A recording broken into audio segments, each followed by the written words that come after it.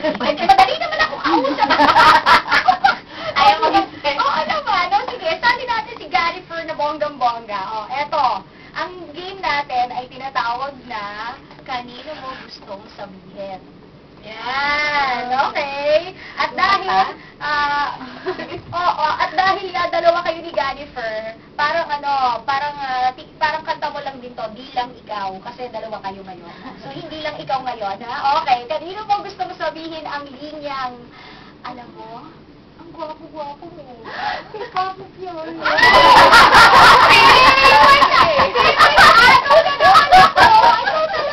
Ang bilis na!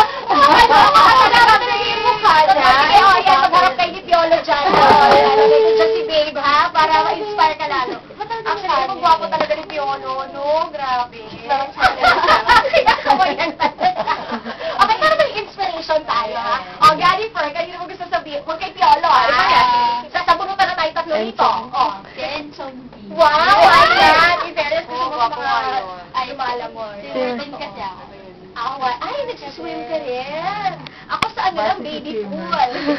Ako magaling lumamoy. Okay, eto. Kanino mo gustong sabihin ang salitang congratulations?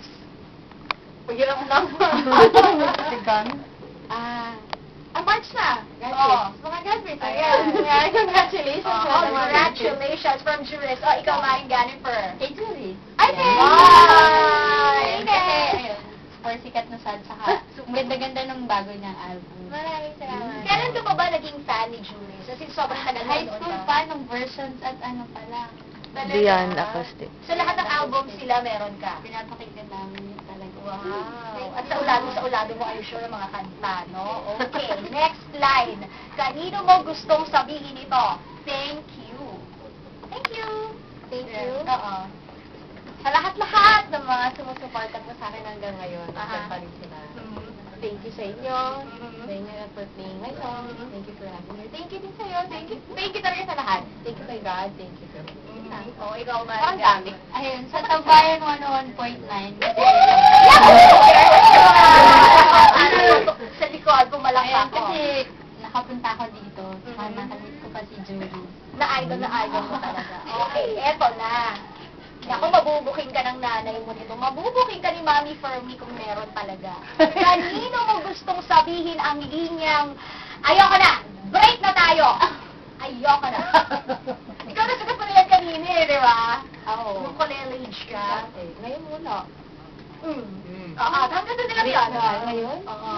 Happy. Okay, next. Exams. Ayoko na, break na tayo.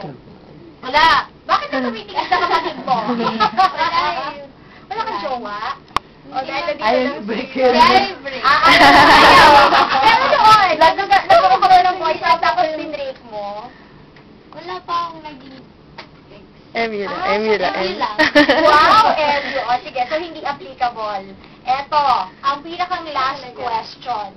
Kanino mo gustong sabihin ang okay na, pinapatawad na kita? Okay na, pinapatawad na kita. Sige na, Holy Week naman eh. Yan, ganyan. Kanino mo gustong sabihin yan? Ganda ka ni Juris. Wala ako maisip. Wala siya. Siguro yung mga prop ko sa... Ay! Binagsak ka? Pati sobrang hirap kasi ng mga subjects at mga exams. Dapat lang kasi UPLB yan, di ba? Itong pamantayan ng bonggang-bonggang mga scholar, di ba? Baka kasi may boyfriend. Oo, baka doon kasi. Baka crush ka ng professor kasi hindi pinapansin din. O kaya baka bekla yung professor. Tapos mas maganda ka, kaya ayan, binagsak ka ng bonggang-bongga. O ayan, kwentuhan mula kayo. Ay, hindi pala. Kasi si Maring Juris pala will be singing. At mamaya abangan nyo dahil meron naman tayo manggagaling sa text na katanungan. Pero for now, pwedeng gusto mo, tabi ka muna kay Juris habang kinakantahan ka niya para masaya, hindi ba? So mga kapamilya at mga tambayers, please welcome back. Kahit na nandito talaga siya, welcome back and again, ang ating si katambayer na si Miss Juris.